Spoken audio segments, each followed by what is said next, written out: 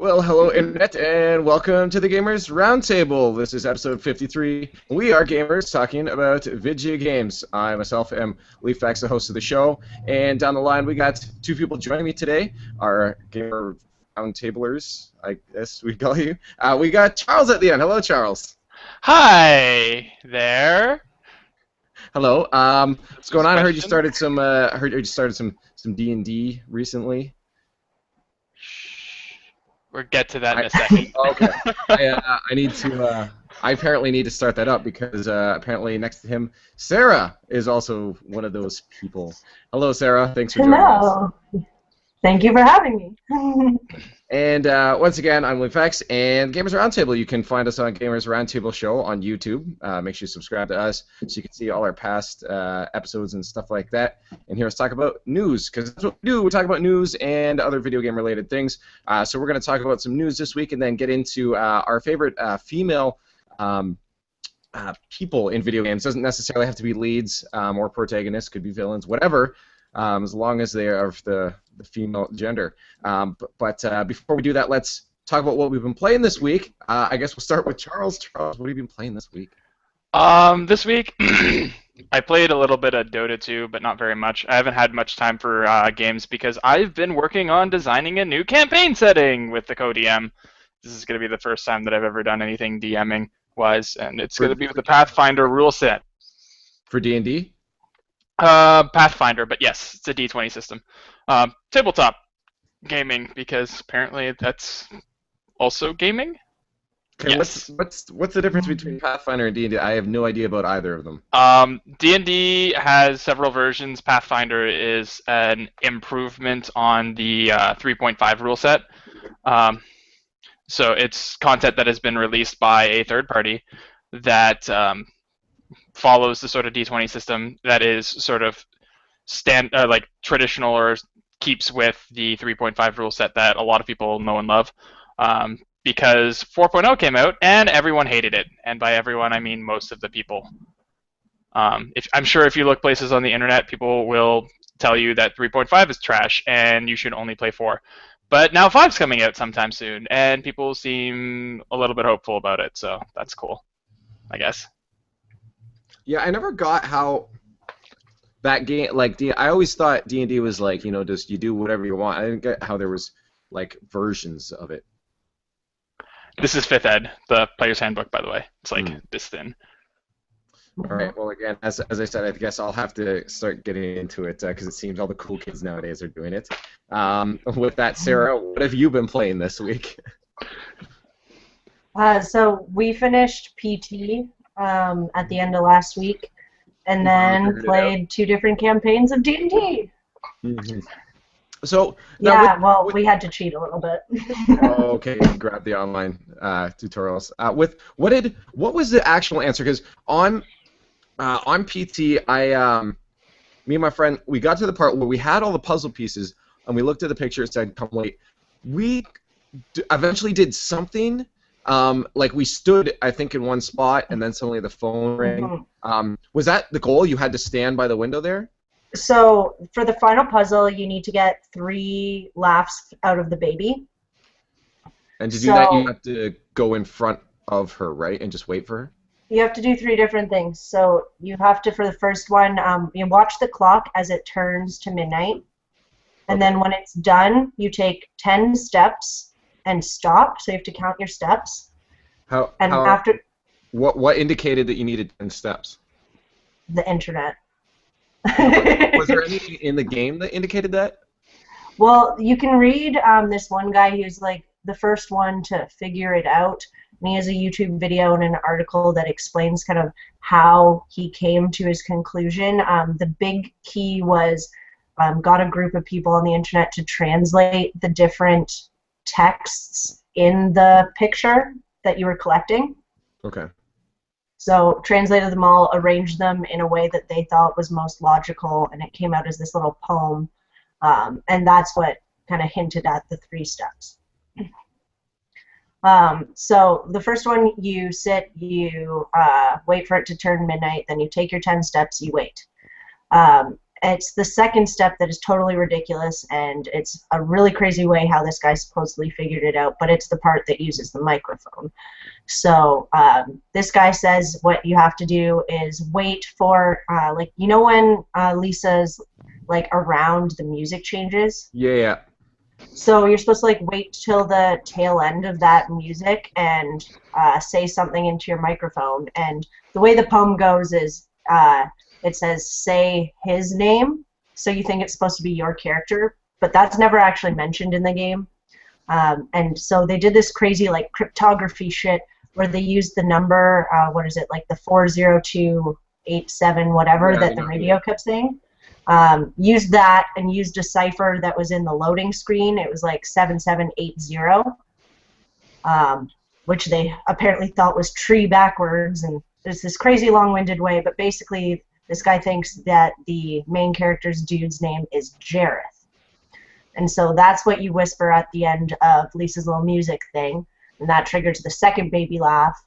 And then the third one, you literally just stand and don't move at all. Okay, well, that doesn't make sense because we never once said Jareth. Well, it's like whatever the verbal cue is. I don't know if that's what the developer intended you to say, but obviously a lot of people have beaten it without saying that exact word, because, you know, similar words will sound the same. Yeah. Some people say scream or whisper, just random things or whatever. Now, what if you didn't have a microphone? Well, your PS4 comes with one, so. No, it doesn't. You have to buy that separately. Are you sure? Yeah. I don't think we bought ours.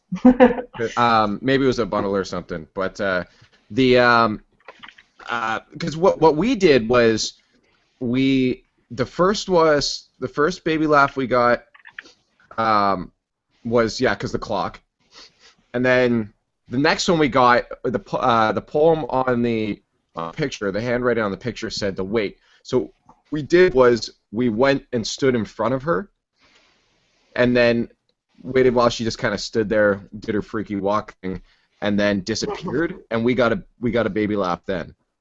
And then the last one, we walked and we stood in front of the door, and it just started rumbling, or in front of the window, and then the phone went off. Interesting. I think we may have accidentally triggered things because we were screaming like little girls while we were doing this. But we did that whole last part. We did completely just floundering around like fish at a sea. Like we just didn't know what we were doing, and we ended up passing it. So that's why I was curious as to the actual way to do it. So I wanted to see if maybe we accidentally did any of those things. But interesting, nonetheless. And you said, sorry, you're also doing, I cut you off there, playing some D&D as well, too. Yeah, Zach is our amazing DM, and he set up 2 different campaigns taking place in the same kind of world. And so, Charles, if you want to get any tips from him, we play 3.5 as well. So your Pathfinder rules will be pretty much the same. And so, yeah, he can totally help you out and give you some good ideas. All right. I wish I could add more on D&D, but I have no idea what to say about that. Come out and play with us, seriously. We would love to have you. Did you say we'll stab you? We might do that. All right. I'm sorry, I was tweeting the podcast because somebody here hasn't. I'm working on it. All right. Well, I think that warrants us to get to our news section. But for anybody also that wants to know when we do this podcast, if you're watching, we do live Q&A as well, so we'll answer questions. Make sure you do that. And we also do this every Wednesday, 7 p.m. EDT, so make sure you join up with us and join us live so you can talk with us.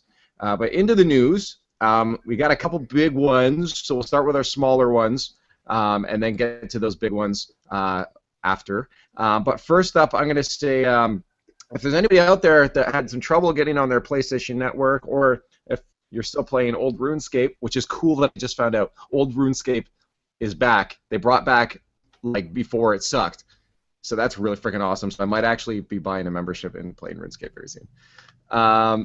But yeah, there's lots of different networks. I think it's included Blizzard's Battle.net servers, Riot's League of Legends, Grinding Gears game Path of Exile, and the PlayStation Network were some of the ones that were under attack by the Lizard Squad recently. They were DDoSing all these networks. And funnily enough, Sony actually acknowledged it first on their Twitter, and then made a blog post saying that the FBI is now directly handling the situation. So it turns out one of these kids has been bagged by the FBI because they were because it became a national security risk because they started DDoSing the NSA mail servers, which is kind of impressive if you ask me. That they were able to find those and do that. But yeah, they had that down. And there's this other guy that came up. His name is Ghost, and he claims that he was one of the guys that stopped these guys from DDoSing because he was pissed off. He's like, "You're stopping gamers from having fun. Stop this." And I guess he went in, started using Tor. So he's ripping. He's like, "Your onion sucks. Your nodes are terrible." Stuff like this, and said he shut him down as well. I don't know if he's just someone claiming to do it, but it was kind of interesting, a little bit of drama that went over, nerd drama over the past few days. But yeah, if you had any issues with any of these services, that's why. Oh, and after Sony went back online, Lizard Squad went to Xbox Live and started affecting them. Xbox support confirmed that they were being affected. And then they went back to Blizzard, took them out again, and everything's back up in order now. And Sony put something out, even though it's just a DDoS, they just confirmed, all your information's safe. It wasn't a hack. Everything's fine. But it was kind of interesting drama I thought going on. I didn't actually notice because I was working, so I didn't see the servers go down. But I may have been slightly inconvenienced and mad if I had noticed. But other than that, these guys apparently were doing it for the lulz, as anonymous people usually do. But yeah, that's all over with now. Just thought I'd point that out. Something I was hoping Zach would be here for. Mega Man X4 and X5 are coming to PS3 and the Vita in September. I have actual dates here. We got the 2nd for Mega Man X4 and the 9th for X5. And then on the PS3 and PS Vita, Mega Man 1 to 4 will be on the import store. And Mega Man 9 to 10 will be on the PS3 as well. So I'm sure he'll be maybe happy about that because he'll be able to play all his Mega Man games on the Vita. Yeah. Yeah, I figured that'd be a thing for him. I was hoping to see his excitement, but unfortunately not. Well, he's going to join us later, so maybe you can bring it up again. I'll bring it back up again. My next one is we talked about Blizzard last week and their next expansion coming out. Apparently, Blizzard just stated they have 6 or 7 more World of Warcraft expansions conceptualized. That's a lot. So they a direct quote from them. We already have zones in production for it.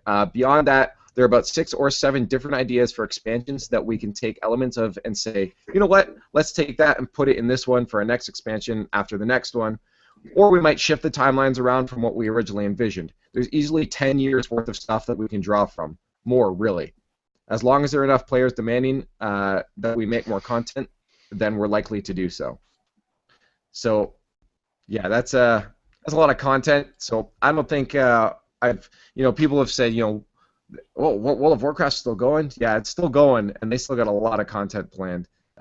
If it keeps going that far into the future.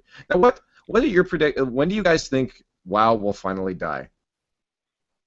How many years do you think? Well, I might decide to get into World of Warcraft once it's a complete game. Yeah. Yeah. I'm tired of all of these early access games, and World of Warcraft is one of the biggest early access games ever. If you go by, they're not expansions; they're completing the game. Yeah, they're just completing the game. That's how I'll view it. That'll be my new justification. Aside from usually it's like I don't want to pay them money, or I don't want to get addicted to something, or generic excuse. Or for a while it was I want to be the only video gamer who's never played World of Warcraft. Yeah. See, I wish I could say that. I'm close to it. I played it twice for an hour each, and I just no. That barely counts. It was way too much grinding at the beginning. It was just not fun. But yeah, I don't know. I give it. You know what? 10 years, I think, is when it will be completely done. I think a lot of people are going to keep playing it, maybe even for the rest of their life. But like when it's not feasible for Blizzard to do it, I think they got maybe like 10 to 15 more years, which is a long time when you think about it. But yeah, that game is. How long has it been going now? It's been 10 years at least, right? Yeah, I think so. Yeah, I guess It's been going we'll on for a find out. while. Yeah, we'll find out. But yeah, it's been going for quite a while. Now I'm gonna throw some of these news pieces over to you guys before we get to our big one there. I know actually kind of big one. Sarah, a game has been released. I think I'm pronouncing it wrong, or announced. Sorry, Pokin or Pokin. I think Pokin.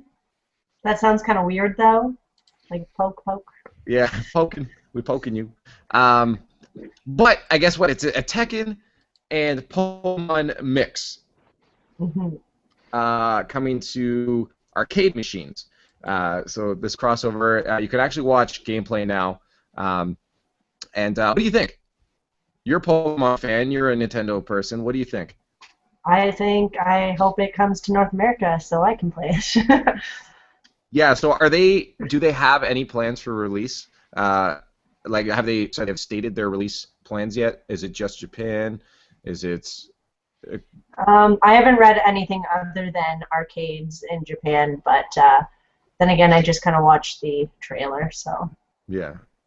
That'd be. I mean, if Japan's got the coolest arcades, and I wish arcades were still kind of a thing around here. But Me too. yeah, they got some crazy machines over there. Have you seen some of those like playing like Battle On? Like you got like your mech. It's like you're in a mech suit, and the screen just goes around you completely.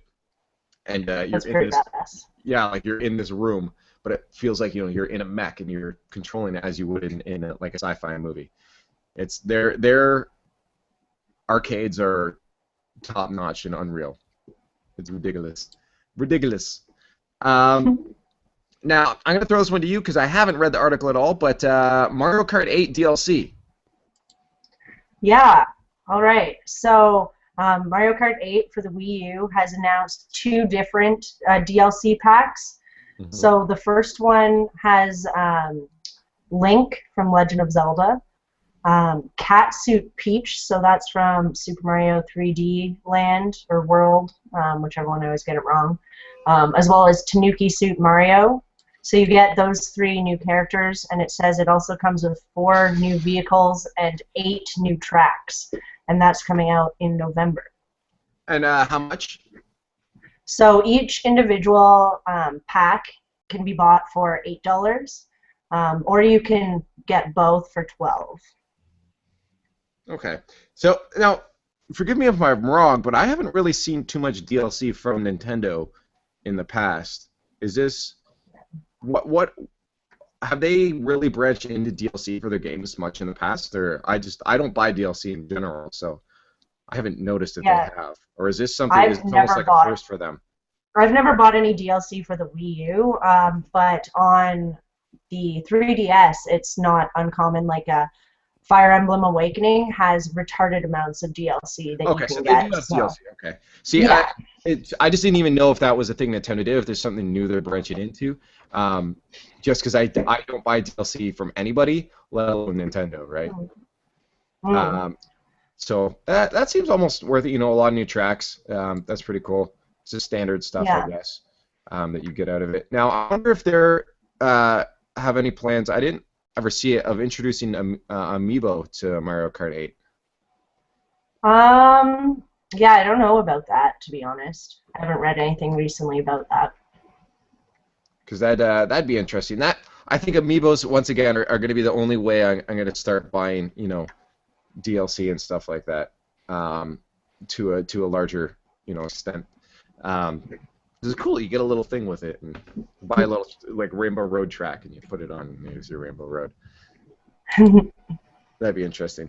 Sorry, just going back to Pike on the side says, was Blizzard going to stop expanding WoW at level 100? Well, clearly not.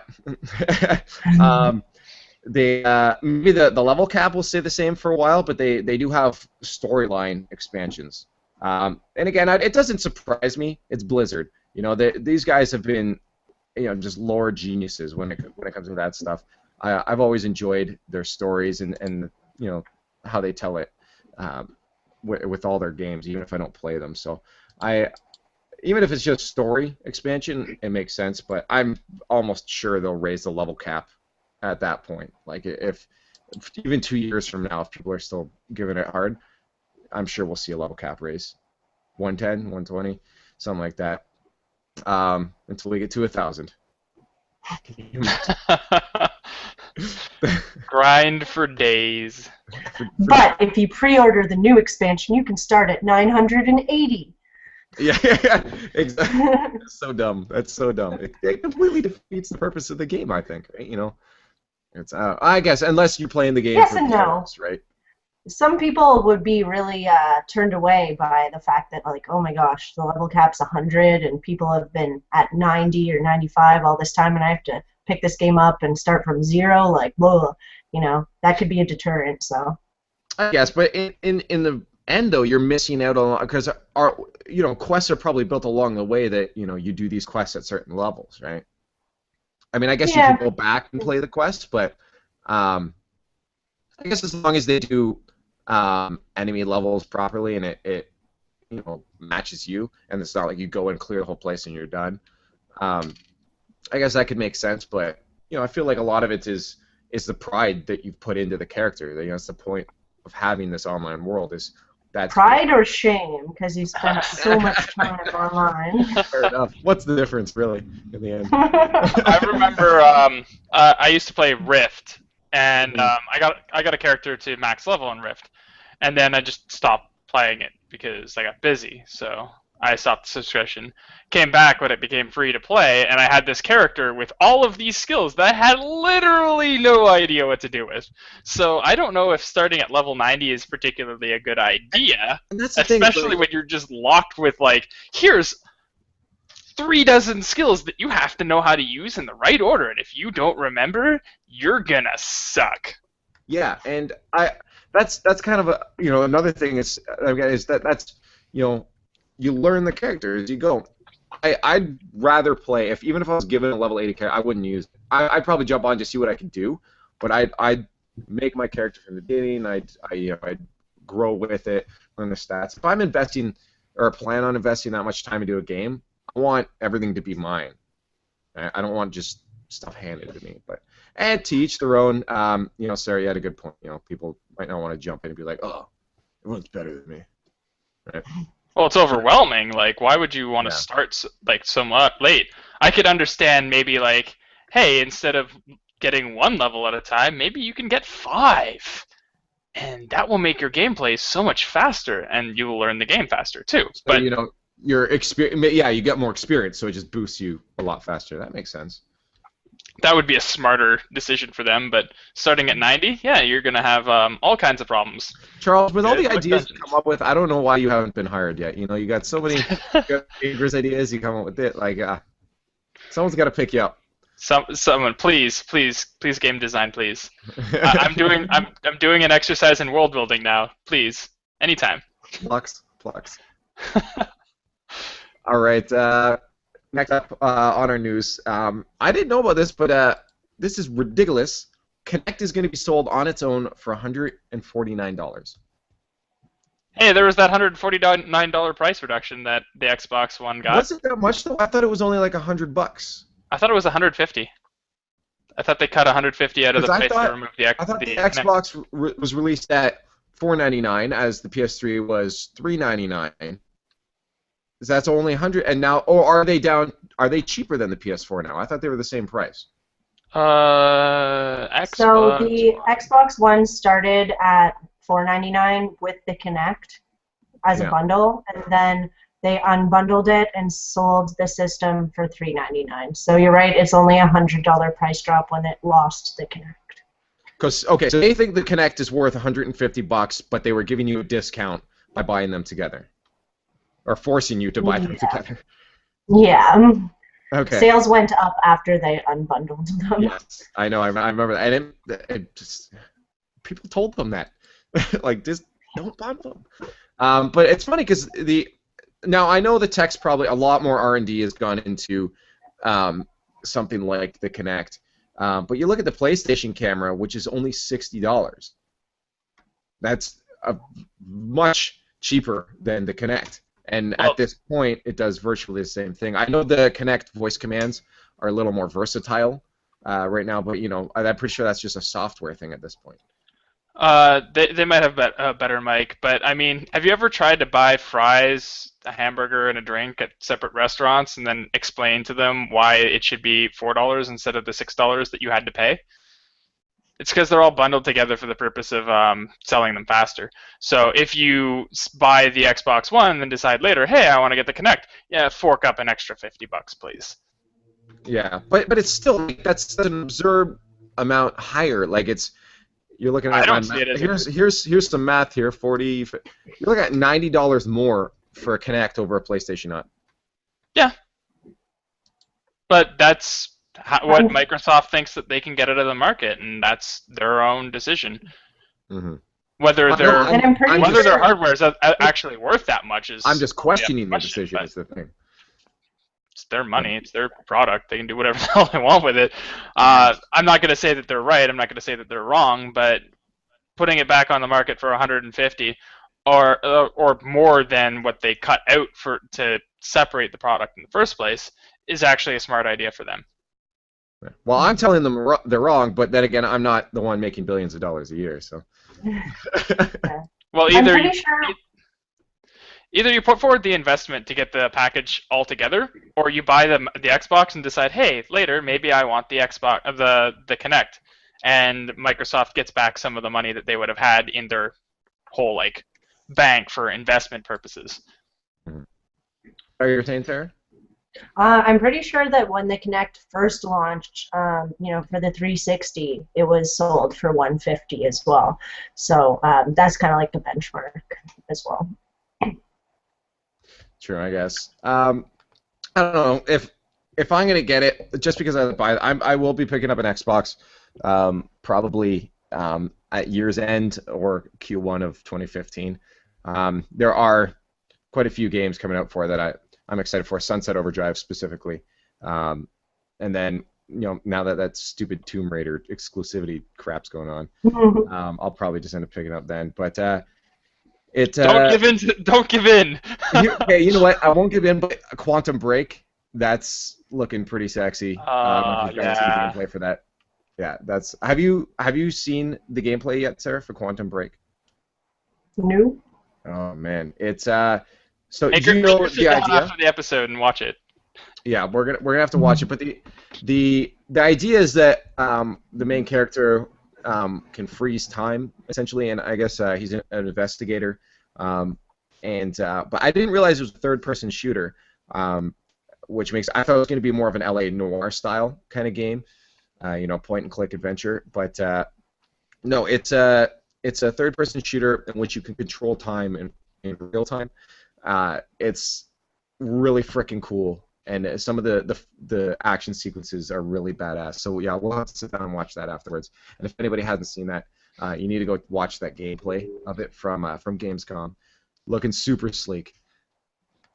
Yeah, so Kinect, and unless there's anything else, I think we got a big topic to talk about here, which Charles would like the honor of distributing the knowledge. So take it away, Charles. Okay, so this week, anyone who is who has an account with Twitch.tv received an email from the CEO of Twitch, or his personal assistant or whatever, but it signed him, that says, "Dear Twitch community, it's almost unbelievable that slightly more than 3 years ago, Twitch didn't exist." It goes on to say really nice and happy notes and says, "I am pleased to announce that we've been acquired by Amazon." So Amazon has purchased Twitch.tv for $960 million in cash. Mm-hmm. And the CEO assures everyone that they will be keeping their independence, their staff, their brand, and their employees.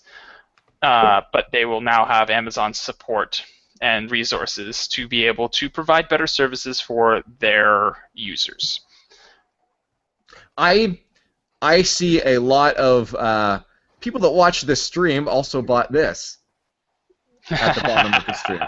Oh yeah, that'll almost certainly happen. Yeah, because we know Amazon's only reason for existence is to make you buy things. You know, that's what they do.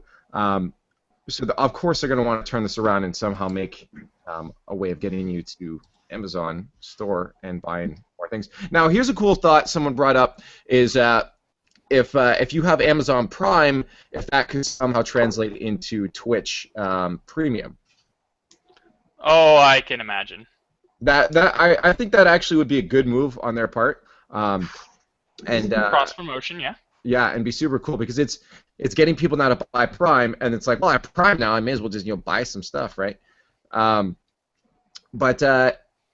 no, there's a lot of it's almost tough to say who I would have preferred to buy Twitch, to be honest. If Google or Amazon would have been better, on one hand, Amazon seems slightly less evil, but they're also you've not worked with Amazon, have you? Here's or at least they're better at hiding it. The thing on Google though is that when it comes to just computing power or network, video streaming, I think they've got that a little better than Amazon, and their pockets are probably a little deeper, and that could have helped improve the services. But on the shorthand of it, you look at the fact that we could have had Google Plus integration, all that crap that they pulled with YouTube. Yeah, no, it's tough to say who would have liked better to do that. But I guess in the end, if nothing's going to happen to Twitch that's really detrimental, really can't say that any one of them was better, right? It's like nothing even happened. But as you said, all the higher ups, everyone's keeping their positions, nothing's changing, so at this point, really, we're probably not going to see anything except, as I said, links to buying things on Amazon. But yeah, do you want this game? Go get it. Well, and that's someone else brought up another good point is that Amazon relies on especially game. They rely on hard copy purchases. Now the future is slowly. It's not there yet, but it's slowly moving to digital purchases, which Amazon doesn't provide. So pushing people to keep buying hard copies of things by saying, "Hey, this is Watch Dogs is streaming here.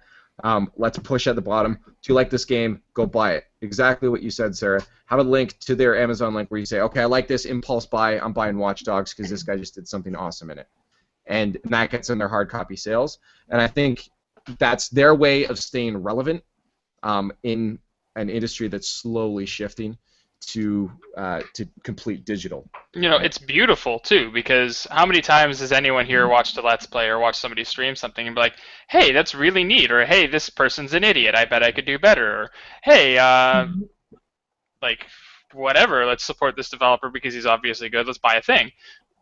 That's gonna translate immediately into sales, directly.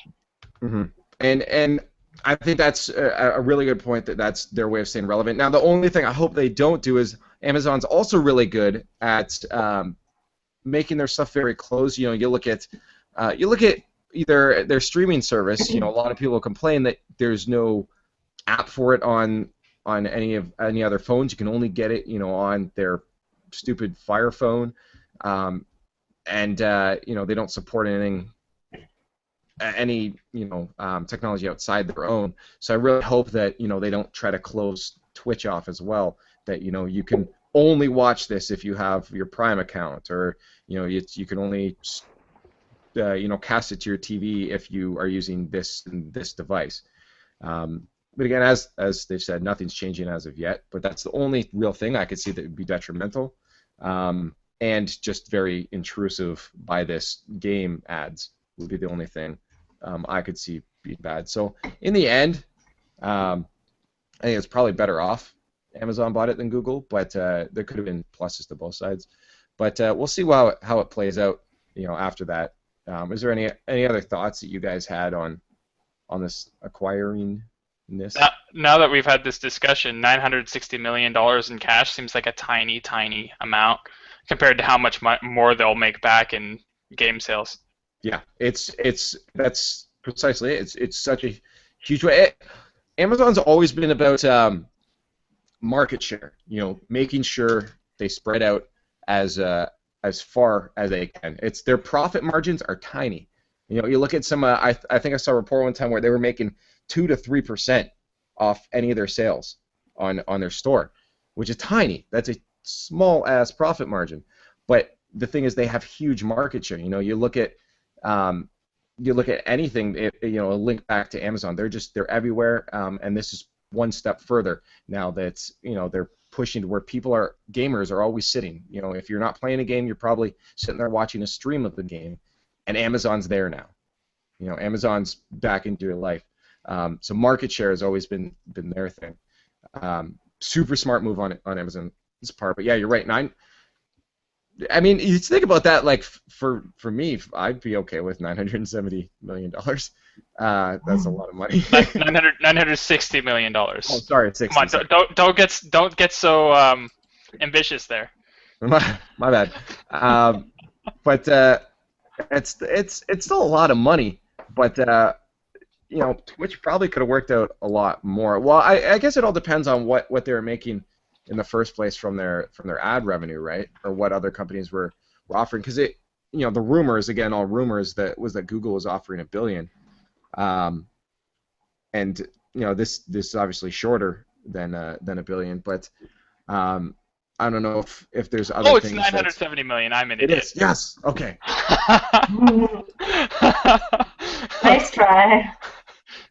Jerk. Making me doubt myself. But I think for the investment, hopefully for Amazon, was well worth it, that amount. I wonder if there's going to be other kickbacks that we don't see for Twitch. Maybe they get traffic from. Maybe that's the thing. You're looking at a game on Amazon that's you're watching. You're like, oh, Watch Dogs on Amazon. $50, whatever. Click here to watch someone playing it right now, and it directs you back to Twitch. So that could be the trade-off, as it pulls people back, because they're still going to be making profit from their ad revenue. Oh right? yeah, that would actually be a really good way for them to do reviews, in a sense where people, because I think that they're probably doing. I'm not exactly sure because I don't buy on Amazon, so I don't take a look very often, but they might be thinking of video reviews, and if they have live streaming people playing games, that would be great. Mm-hmm. Yeah, no, I think there's actually a lot of cool things now that we're talking about it that could actually come out of this, and that to make it convenient for the users and make it hugely profitable for both Twitch and Amazon. I think there's a lot of good that can come out of it, but it just happened, and obviously we're coming soon. Yeah, any finishing words for this acquiring of Twitch by Amazon? Flawless victory. Essentially, right?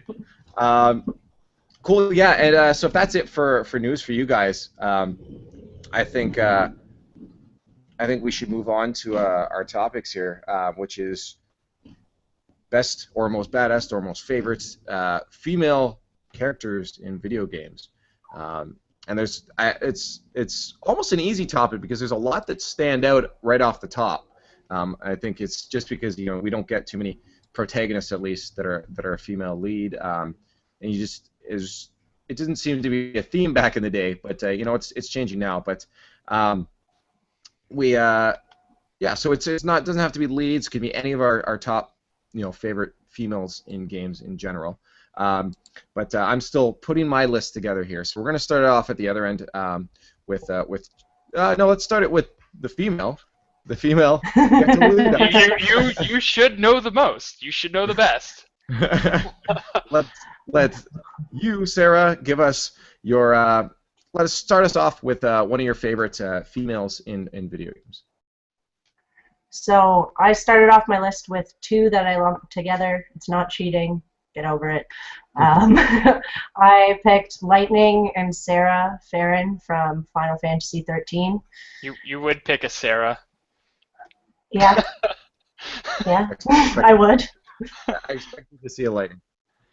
Yeah, so Lightning is one of the most obvious choices because she's such a strong female lead.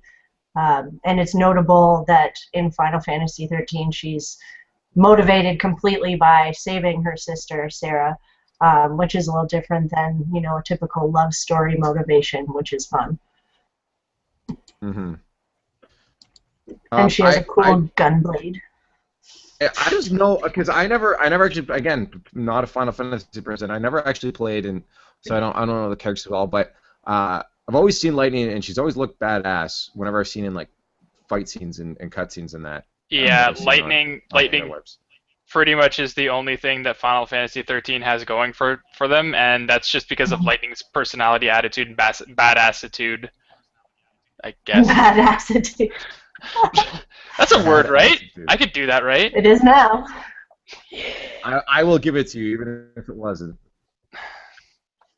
Yeah, Lightning. I expected honestly to see. I just couldn't pick it myself, as I have no idea about the character besides the badassitude that she emanates. All right, let's move on over to Charles. There, Charles, if you want to give us one of your favorite female characters in video Let's go with games. Nova from StarCraft series.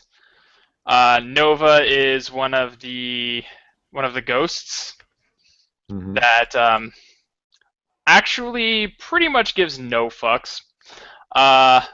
She's one of those badass characters who takes charge and doesn't afraid of anything. And Doesn't afraid of anything. Doesn't afraid of anything. And she's one of the people that you can work missions for in the Wings of Liberty campaign in StarCraft 2. I haven't played through Heart of the Swarm or much of the previous game before, though, so I don't know too much. But in Wings of Liberty, she was pretty badass, so I'll give her that. Again, don't know the character, can't comment. All right, I'm gonna get on to one of mine, sort of in order here. I may have another one to add on to it, but to start it off, I'm gonna go with Elena Fisher. She was, you guys don't know because you haven't played Uncharted. She was the love interest, the original love interest for Nathan Drake in the Uncharted series. But she had a good, strong character. You know, she was. What was good about her is, aside from Drake, you know, they could have built a character that was just had almost no substance because Drake himself was very full of personality. You know, but they built a very strong character next to him. You know, she was a very independent person, did things her own, and she would go out. She got herself in trouble a lot because she would go to do things herself, so it was a good, strong character to have alongside Drake, and I think it really helped both of them, you know, show their personalities off. So I really enjoyed Elena Fisher in those series, and that and the voice acting and everything behind it as well too, unreal and phenomenal. So it's you could really pick any character, I guess, from the series, but yeah, Elena Fisher would be the one to start me off. You guys need to play Uncharted, man. How have you not yet? I will give you the systems and games to play. Oh man, ridiculous. All right, we're gonna get back to Sarah then to give us the next in her list of favorite females. So mine is a weird pick for number 4. I believe her default name is Chris from Pokemon Crystal. So I've talked about this a million times, but Pokemon Crystal was the first time you could pick a female character. And so being a girl, that was extremely exciting turning point for me. And obviously you've been able to play a female in all of the Pokemon since, so big deal. Yeah, you know what? That's actually, didn't even think of it, a really good pick. When I remember playing it, Crystal's one of my favorite Pokemons as well too, besides Blue. and it being able to play as a female. I never play as females in games. I don't know why a lot of dudes seem to do it. I'm a dude. I play as a dude, but in that one I had to, just because it was so. It was just that's the first I've seen it. I'm like, I got to play as a female and go through it as Chris. And I don't know. There's no real like personality. They're silent protagonists, but they I don't know. There's just something about it. It just seemed like a good character. I have no clue why. But yeah, I agree. That's a good pick for sure. Yeah. It was the blue hair. That could have been in it. It was wild. It was crazy, and it was something new. So that's for sure. Charles, you want to show us your next favorite female? Next favorite female would be Lilith from Borderlands 2. Once again, Okay. another badass character who don't need no man or anything really, except for her total iridium addiction. Or iridium? Is that what it's called? I don't know. Or whatever the made-up friggin' mystical, powerful rock thing is in Borderlands 2. I haven't played it in a while. But she pulls out some ace-in-a-hole tricks that just basically come out of nowhere. She, for a while, has a secret identity at the beginning of the game, and then turns out to be, oh, it's this character all along. Wow, didn't expect that, actually. And at some point, you end up losing her as an NPC because reasons and plot. But, yeah, pretty awesome to have as a quest giver and general badass to have around your base of operations. Yeah, the only reason I know Lilith at all is because cosplayers. I'll be like, who's that? Oh, it's Lilith. But again, I never really got. I think I did like 10 minutes of Borderlands 2. So I don't really know that character. Yeah, you wouldn't have seen her by then. No, I definitely didn't. But no, makes sense. Good pick. My next is going to be. It's hard. These ones are no longer in order except for my number one. I'd have to say my next one is Samus Aran. Yeah, we all knew that was going to come up. Samus Aran was for me. I think the reason that I'm picking her is because at first you didn't know that she was a female. It was a female protagonist and a female lead that you didn't know was a female. Back at a time where females weren't protagonists or leads. So it was something so cool and so shocking when you finally realized. It was almost that bit of mystery behind it too. It was like, wait, is that a female in a bikini at the end? It's like, what? And her games are always good too. I remember spending endless amounts of Metroid Prime Hunters on the DS. And I've always liked her. I guess obviously in the past few years she became a little more sexualized, but I like the idea that she was a character that was hidden behind a suit. You didn't even know it was female at first, and it wasn't over sexualized like Lara Croft, right? It was a female character that was just a female character, and she was good because she was badass and had a laser cannon on her arm, So it's that's why I had to pick Samus Aran. We're gonna jump over to Sarah, but first we're gonna say hi to Sarah, who's transformed into Zach. Zach, hello, Zach. She got a lot fatter and more hairy in the face all of a sudden. That's all right. I'm okay with the beard replacing. As we talk about female characters in video games. Well, there is a Brody mentions that he's excited that a female character in the podcast is replaced with a beard. And this is why we can't have nice things. Yeah, Brody. But yes, hello Zach, for joining up. Now we're talking about our favorite female characters in games. Doesn't have to be protagonists, can be villains, can be side characters, tertiary, secondary, whatever. So if you have some, feel free to chime in when you're ready. We'll throw you after Sarah, I guess. But first, I just wanted to mention this news to you. We brought it up earlier, but we didn't get to say it to you.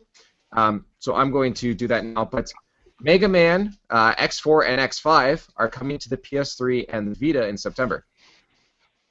I don't know. Oh yeah, amazing. X4 on the second, X5 on the I already own those games. Still on the Vita, that would be incredible.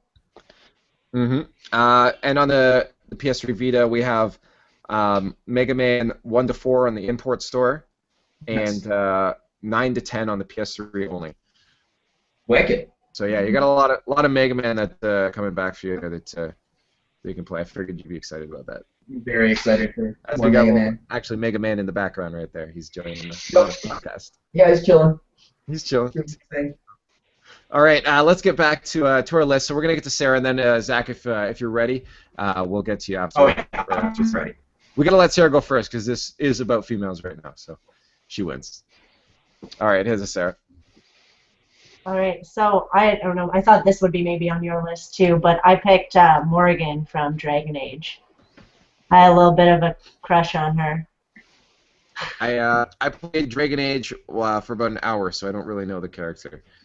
Why did you pick her? And you make fun of us for not playing your weird games. I played better games.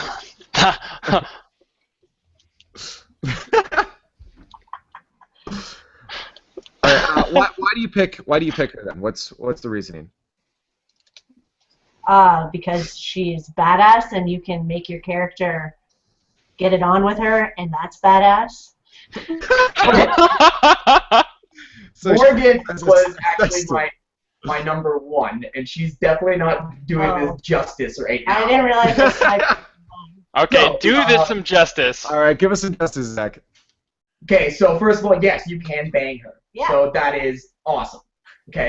But more importantly than that,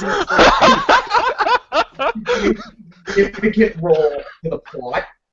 So she's like like a huge protagonist in the Dragon Age franchise. And she's like just super dark, and it's like if her goals weren't the same as yours, she would be a villain. Like she's got that attitude to her.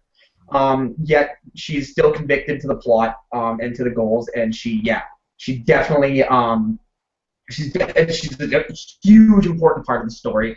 I'm not going to say anything more about the story-wise, just in case people haven't played it, so no spoilers. But on top of that, she's also going to be part of the newest Dragon Age installment that's coming up for PS4 and Xbox 360 or Xbox One, in November. So I don't want to go too far into it.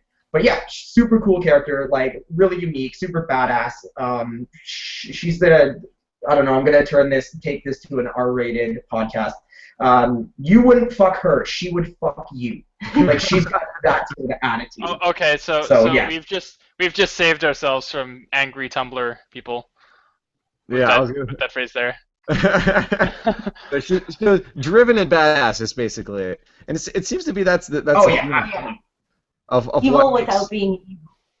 I guess I wonder now if we flip this to favorite males in if the character traits would remain the same for our favorites, because it seems to be the theme is just badass and driven, and that seems to stay true with females as well. I think it just in general, people like badass driven people, seems to be it. Empowered women. There you go. Yeah. At the side, we have a question too, just to interrupt our list here. Nelson Sway said, "I just joined in to watch, so my question to you is, what do you think about the order coming out on the PlayStation 4?" Take it away, Brody.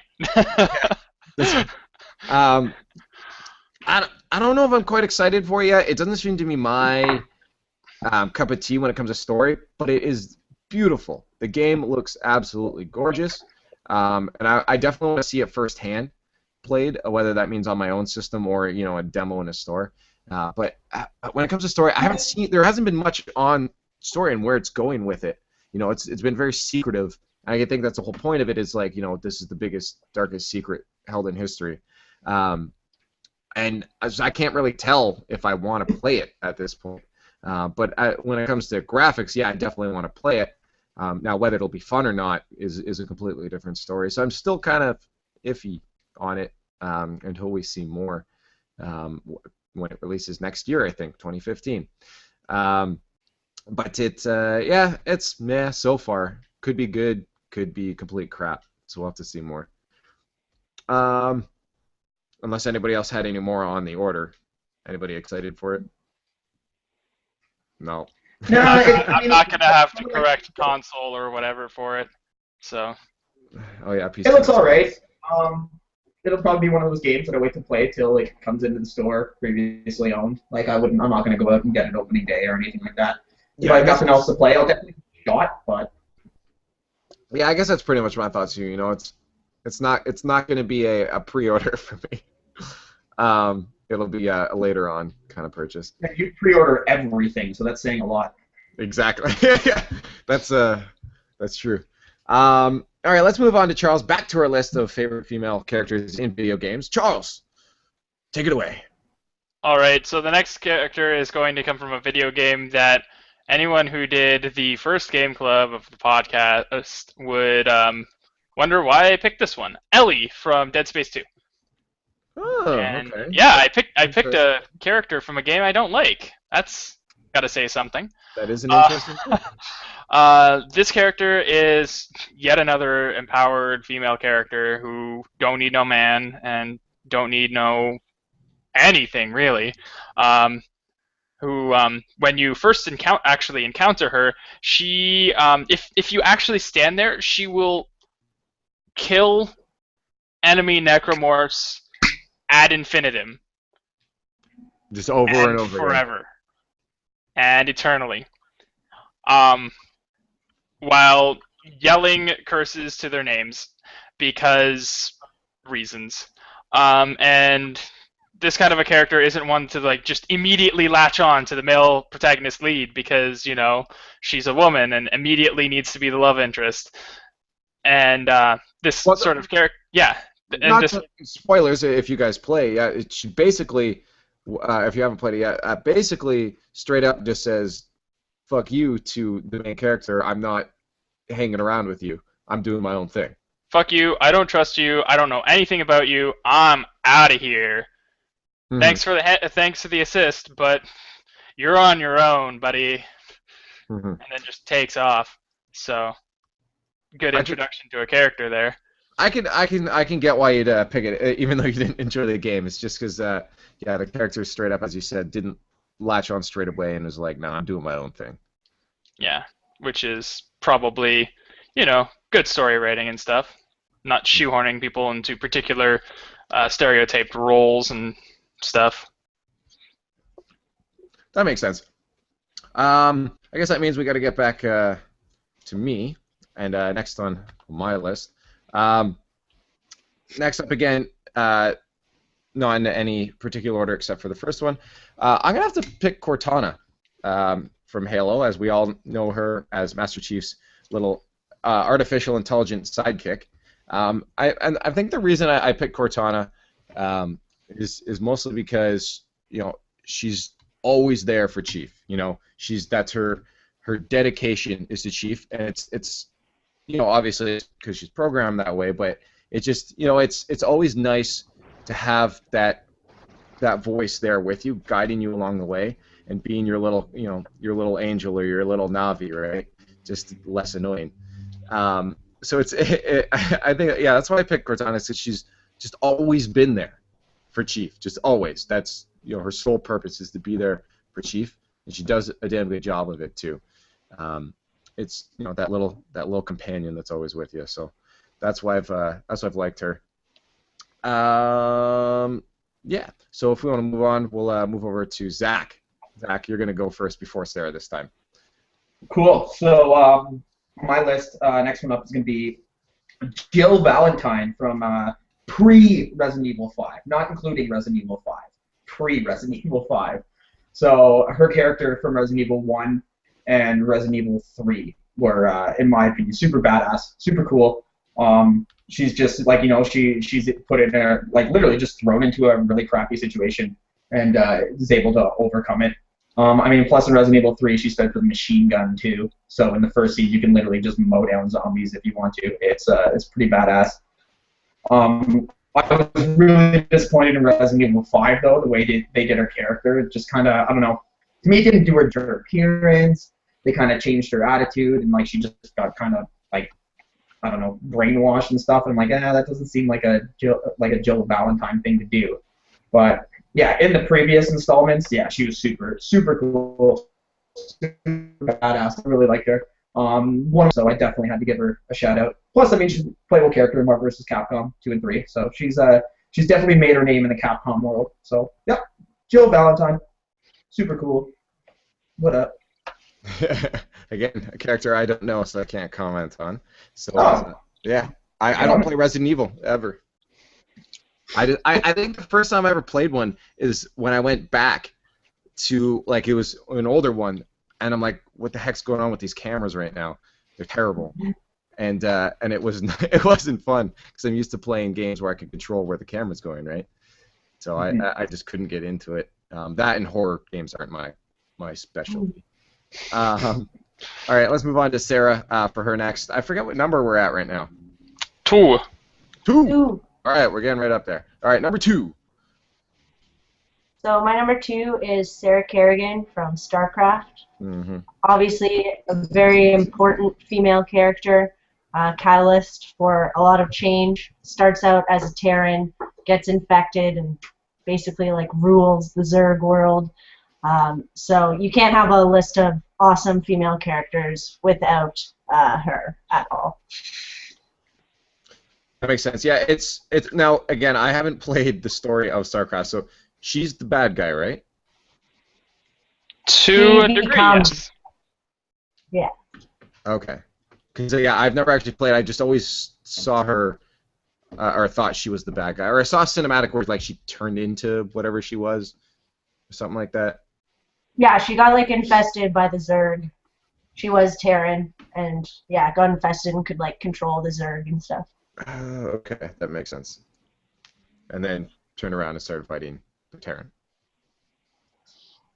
That makes sense. All right, Charles, give us your number 2 favorite female character. My number 2 favorite female will be Zoya from Trine. Yet again, another one I don't know. Zoya is the thief character who cares not for your laws or your life, and only lives for her own sort of, well, selfish gains. She's a thief who was, as far as the story is concerned, intending on stealing some, I don't know, powerful artifact or something like that at the time where this artifact joined 3 people together. And yeah, her attitude, her personality is very, I could care less what you think or say. I'm doing this for myself, and that's how it's going to be. So selfish, but it's, I guess in that sense, good. Yeah, I remember playing the beginning. Yeah, the artifact joined them together. I remember that. So yeah, when she has internal quips and things that she says where it's just like, I don't really care about your wants or desires. I'm doing this for myself. That makes sense.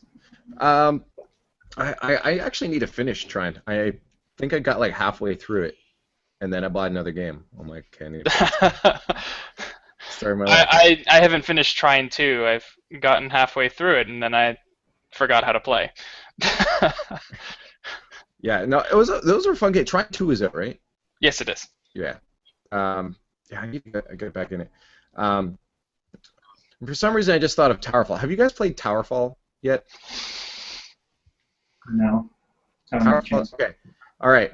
When we sit down, we have our lamp. We're having a 4v or a 1v1v1 or a 2v2 archer fight. We're playing Towerfall. This game is ridiculous beyond fun. It's funnily enough, a lot of when I'm playing it with my buddy, I ended up using terms that are in Smash. There's like, different kinds of tech and stuff. But at first on the surface, it seemed like a very simple 8-bit kind of you're an archer and you shoot arrows around at your enemies. But when you start playing, you start realizing there's a lot more techniques you can start to pull out with air dodges and ledge grabs and different stuff like that. Can add into the play, and especially when you're playing a human, it gets a lot more intense. So it's a very simple 8-bit game at the surface, but once you get into it, it's really intense. And there's so many modifications. You can add items, you can add different effects to the game, stuff like that. It gets super fun. We need to play it. We're playing Towerfall Ascension. That's the one that came out on the Ouya originally. And everyone's like, oh, if you're going to have an Ouya, this is the game you need to have. and eventually now it's spread everywhere else because nobody has an Ouya, and it's super freaking fun. I got it. We need to play it, so we'll be playing that soon. I'm gonna kick your guys' butts. I don't know. That just came up. I just thought of it because it's an awesome game. I guess we're getting down. Unless Zach, you have a couple more. We're getting down to our number one. So do you have a couple more you want to get off your chest before we get to? Oh yeah, I have 3 more. I thought we were doing the top 5. Yeah, you just we're just way ahead of you. So hit us with your next 2, I guess, before we or whatever it is before we go. Cool. All right, so next one will be Mitsuru from Persona 3. Again, a game that you haven't played. Yes, I know. But yeah, she's a catalyst for the characters. She's got a lot to do with the plot line and stuff. But again, another just kind of badass, like very serious but super cool female character. Just like really strong-willed and stuff. But kind of like the way they do her personality and stuff in the game, she's also really realistic. Like she also has her own breaking points and stuff like that. So she's not just like solid as a rock the entire time. Like she does break down at a point, just like anybody would in certain circumstances. So yeah, she was super cool. Plus, I mean, in-game like fighting capabilities, like she's super cool. Really strong character. And then they also put her in the Persona 4 Arena, the fighting game. And she's also like she's my favorite character in that play as. So yeah, so Mitsuru is really cool. And yeah, anybody who hasn't played the Persona series, I always say it, play it, and you'll understand. She'll definitely be one of your favorites. You know and then moving on to another character. Sorry, and, before you do that, I just had an idea. You know what I think we need to do? We each complain, or not complain, but we say, hey, you need to play this, you need to play this. I think we should have a week where we each recommend a game to each other, and we have to play that person's game. What do you think? I've been trying to do that with Sarah forever, and it doesn't work. I think that needs to be done. I think you guys all need to go play Uncharted. I'll give it to you. I'll play Persona. Like I think that needs to happen, so we understand each other's passions and loves for these games. Yeah. I think that's something we should talk about. I think we should. Yeah. Okay. Sorry to interrupt. Hit us with your next one. Okay, and then so a new recent session of mine, Fire Emblem Awakening. I talked about that last time I was on the podcast, how I'm super hooked on it. So I had to throw in a character, Lucina from Fire Emblem Awakening. She's just super cool, super badass.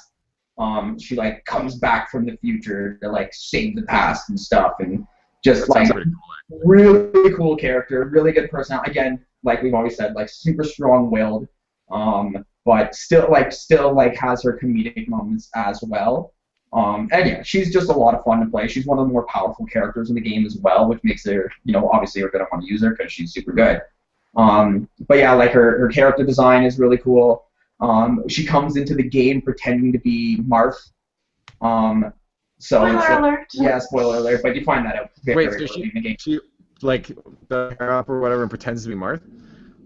Yeah, pretends to be Marth. Yeah. Yeah. So yeah, and then like you find out that it's actually like it's a she, and it's Lucina, this character. And she's super cool. She's a fan favorite. A lot of people who play the game really like her. She's a lot of fun. Okay, so and then on top. Sorry, go ahead. I was gonna say that makes more sense as to why she's more of a clone character in Smash Bros. Then.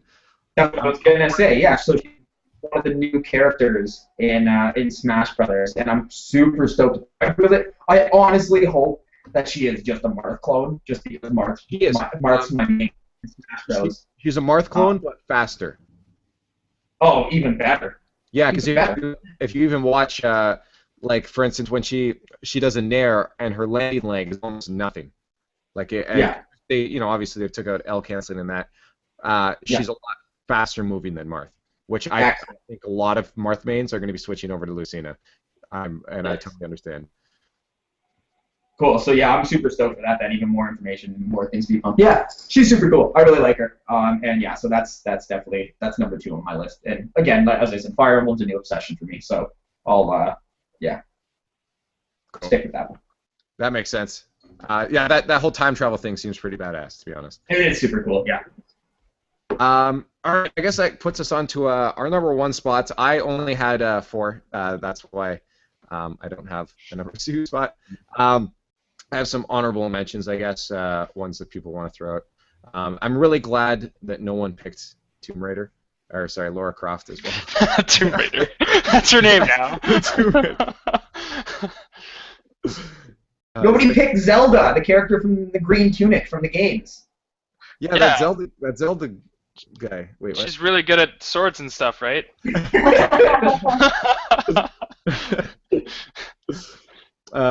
Yeah, it's good to see picking some, people getting the right idea that there's, a lot of characters that you wouldn't necessarily think of right off the bat.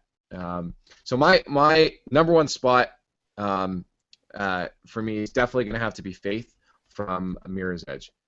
I love, just in general, if people haven't understood, that's my favorite game of all time is Mirror's Edge. And I love how individual she is. This is something she has the past impression I had before too. I love doing parkour, and I love the idea of being free and being able to go where I wanted to go, and that's exactly what she does. So having a character share the exact same traits as you, or interests and principles is definitely reason for me picking her as my number one spot. But yeah, just straight up, once again, we're going with the badass thing. It's doing parkour, and without needing to, you can play this entire game, get around this world without ever hurting a single person. It's all up to you. Choose how you do it. But if need be, she knows how to handle a gun. She knows how to do martial arts. She can free run, and it's I don't know. It was just straight up awesome, just how elegant she is with her art as well too. I think it was just the mixture of the game that she was in that adds to my favoriteness of her. But Faith, 100%, is my favorite female character in a game, which just happens to be the protagonist as well. But yeah, that's why I picked Faith, 100%. And once again, you guys have played Mirror's Edge, right? No, I own it. I would love to play it. Actually, that's a game that I think looks really cool, and I would definitely like to get that game and try. Amazing. Again, I got it. So if you want to pick it up, I have it for the PlayStation 3. So if you want to borrow it, definitely play it. It's Definitely. artwork. It's also on Steam. Yeah. I own it. I just haven't played it yet. Yeah, I have it on PC as well too, but I can't necessarily give that over to you. But yeah, no, Mirror's Edge and Faith is just only, for me, just like the perfect package right there. So, sweet. Let's move over to Sarah then. Give us your number one favorite female character of all time. So your ultimate favorite awesome female. So my number one is also based on one of my favorite games. It's Alice Little from Alice Madness Returns. Specifically, I like that game the most, but obviously she's in the original American McGee's Alice. And what makes her a very interesting character is, sure, she goes around, slashes bitches with a vorpal blade and hobby horse and all these cool weapons, but the whole story is completely based around her fighting her inner mental demons. And so she acts kind of innocent and comes face to face with these manifestations of her psyche. It sounds really deep and convoluted, but it's not actually that complicated. But it's entirely based around her mental state of being, and it creates just this amazing, very full experience of a game. And the gameplay is fun. It's one of the most beautiful games I've ever seen. I love the game, and it wouldn't exist without her, obviously. It's called Alice. So That'd be difficult, yeah. That makes it, because that's the one that came out a couple years ago, right? yeah. Oh, you just roboted. Okay, yeah. So I still wanted to play that game because it seems it's always seemed interesting. Now you say that's the whole point of it. Seems like a cool game. I only have it for 360, so that's all I can lend it for. I have a Oh no, never mind. I don't anymore. You have two here. You can borrow one. All right. Well, I got all the Games Exchange ones here, so I'm sure I could boot one of those up. So, yeah, no, that's a good unique pick then. I like that one. It's Brody approved, I guess, because you need the Brody approval. Zach, if you want to give us your number one favorite. Yeah, I changed it last minute. All right. didn't want to do a Final Fantasy VII character because it's Final Fantasy VII. It's like Mega Man to me, but I can't not do it. I have to. So Tifa Lockhart from Final Fantasy VII. But all y'all were thinking I was going to say Eris Gainsborough, but no. Tifa Lockhart from Final Fantasy VII. 1, she can fight, and she's a badass fighter. 2, on top of that, you see all these memes and stuff online about like dudes being friend zoned by chicks. She's the chick who is friend zoned in the game. Like, so there's that whole love triangle thing in Final Fantasy VII. There is no love triangle. Tifa is just, she is in love with Cloud, but she can never be with him. Ever. Like, it's not gonna happen. And she still tags along and she still does her stuff. And again, like, just solid as a rock throughout the entire game. And then even when like the game starts, so I don't care about spoilers with this game. If you haven't played Final Fantasy VII all the way through, well, you're an idiot, because you should. It's Final Fantasy VII. But there's a whole, yeah, exactly. There's a whole part in the game, like the whole beginning part of the game is Cloud essentially is playing out this lie. He's pretending to be somebody that he's not. And Tifa knows the entire time. But she cares so deeply for Cloud that she doesn't say anything because she knows how fragile he is and how it would destroy him. And then eventually she's like, all right, you know what? Screw it. I'm done lying. This is what happened. And Cloud's like, oh, shit.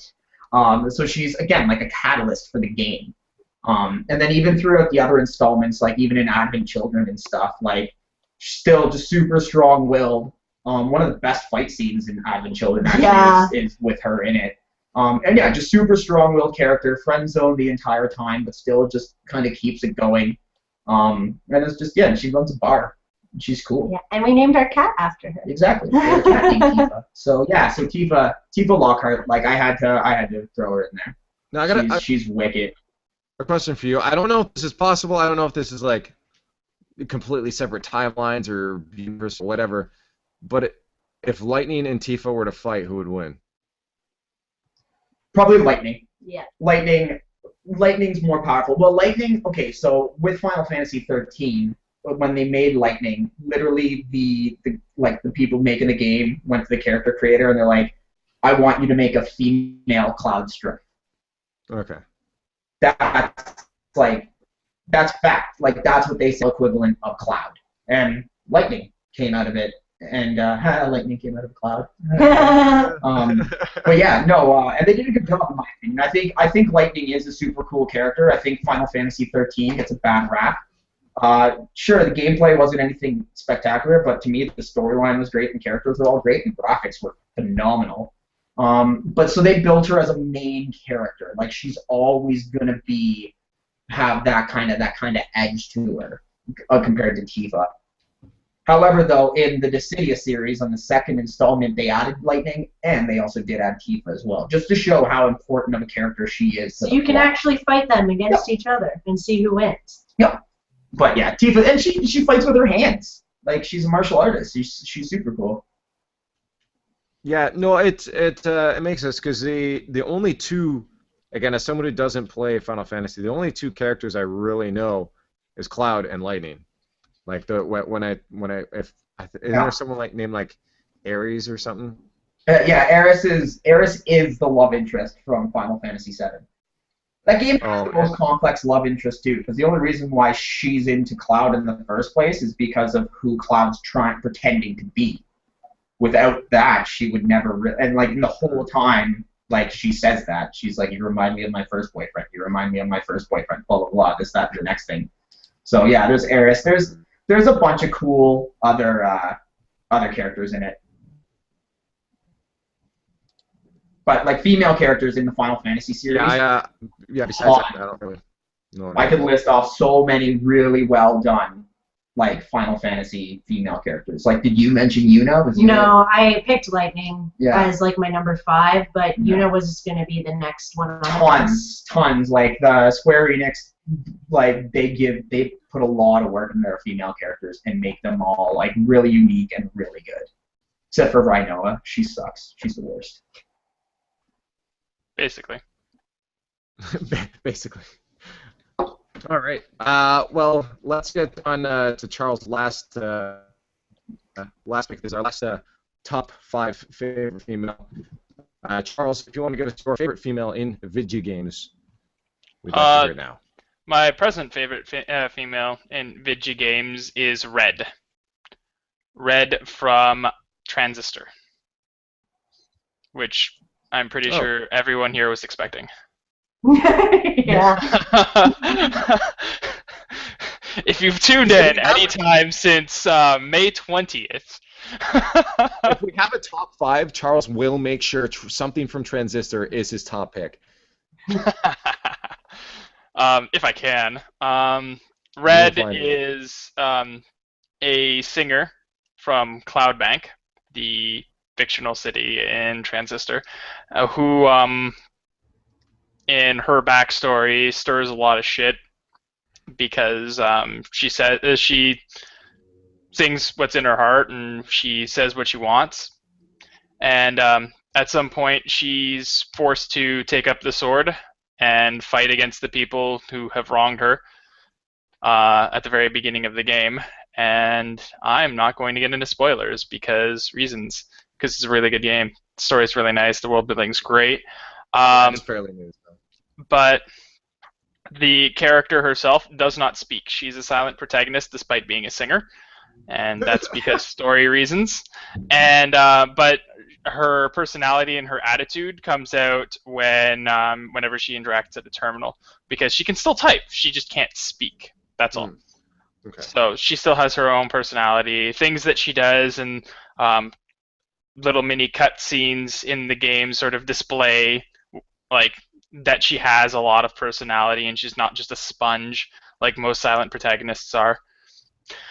But yeah, really fun character, really good game. Definitely recommend checking it out. Yeah, I still plan on playing Transistor at some point. Is it PC? PC and I think PS4. Good. I always like to add more to my PS4 library at this point. It definitely is on PS4, 100%. Yeah. Yeah. You know for sure. That's good. Okay. So that makes sense. That'd be your first pick. Good pick. I think we had some good. I like the fact that there wasn't a lot of super generic picks on there. I guess I had Stamets on there, but that had to be done. Princess Peach. No one Princess Peach. Another one. I was. Smash Bros. Oh, did I win? Oh, I want to fucking punch whoever's I'm playing in the face when they do that. Another pick awesome. that we didn't see, and that's because, well, that's one of the reasons why I didn't put her in my top 10. Shell from Portal. Shell. Yeah, that's one. Yeah, let's see. What other generics would have there been? Obviously, Lara Croft. Zelda. We got Alex from Half-Life. Yeah, Alex. Chun-Li from Street Fighter. Oh, yeah. Mm-hmm. I'm surprised we didn't see a Commander Shepard. Yeah. That does surprise me. And I think that's some of the top generic females, I guess, that I would have expected some people to pick. So yeah, we had some good picks in there. A lot that I didn't know, so that's good. It wasn't just again straight generic, so that's good. Now with that, I think it's time for us to head off. Unless there's any other news or anything, Zach. I don't know if there's anything you wanted to bring up to talk about on the podcast before we signed off. No. Zach. Bueller. Huh? Bueller. I said. Sorry, we had technical I don't know if there's anything you wanted to talk about before we signed off. Just because you came in late, I know if there's anything you wanted to have discussion or get off your chest. Do we talk about Pokemon Tournament Fighters? Yes. Pokken? We did. What are your thoughts on it? We kind of just gave the idea of what it is, that it's coming out to arcades in 2015. I want to see more characters in it, but I don't know. It looks cool. I'm super down with that. Someone suggested that they should have used a different fighting style for it. I think they suggested a Naruto style instead of Tekken.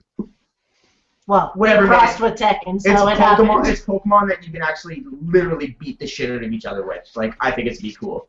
Yeah. Well, that's why I thought it would have been cool, like if they kind of had like a Pokemon Stadium kind of style, where you had your move sets, but you could do them freely. And I think Nintendo could have kind of come up with something like that, and instead of just licensing the characters out, because it's the guy. Well, who knows?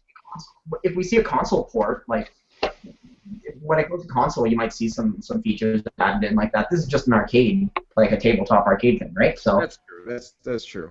But, something like that, I don't get why that's only an arcade release. It seems like it could do so much more. this is just testing the waters, I think. But I guess. I think it looks super cool. I hope we get an arcade machine somewhere here in Canada, close by. Here's the thing, that like straight up, if that comes to console, man, that'd be straight up next Let's Play tournament. Oh, absolutely, absolutely. Yeah, straight up, because I think so many people are down just for the sake of it's fighting with Pokemon, like arcade style, like that'd be super tight. So I honestly think we could see a console release for that. Like I don't see Nintendo being like, no, we just want to keep it on arcade. I guess it's obviously just Nintendo licensing the characters out to the Tekken guys. Right? Yeah, pretty much. Cool. Yeah. Well, again, we'll see more. It comes out next year, so I'm sure we've already seen a little bit of gameplay, but I'm sure they'll show more characters in the coming next few months for sure. Now, is there anything else that anybody else had before signing off here? No. I think we got all the big things, the Amazon Twitch things. I think definitely the biggest thing of this month, at least, for sure. We can sign off and do our stuff, our lives. So I want to thank you guys for coming out. Again, of course, Charles, again, thanks for coming out and saying hello with us. Hello. Or, sorry, Hello. bye. Bye. Hello, bye. And if you want to continue to talk with Charles, you can do so at CStovetop on the Twitter Twitter, or watch him play video games on twitch.tv/CStove. For show. And next to him, we got wonderful Sarah and Zach. So thanks again for joining us, guys. Thanks for having us. Always a pleasure. Awesome. And you can follow them if you want to keep talking with them on Twitter at Yosarar for Sarah. That's YOSARAWR. And Zachary Hart. And myself, LeafX. I don't have a little name thing. Mine's a little broken right now. It doesn't want to work. I'm not privileged enough to have that. But you can find me anywhere at LeafX, LIEFX. Make sure you go subscribe to Gamers Roundtable Show. That's youtube.com/Gamers Roundtable Show to see all our previous and this one once it uploads. And make sure you guys join and talk with us and ask us questions and stuff, because we love talking with you guys. We do this every week, 7 p.m. EDT. So make sure you join us live on Google+, or you can watch us on YouTube at a later time. So once again, thanks everybody for coming out and talking about video games. We'll see you next time, and as always, keep gaming hard.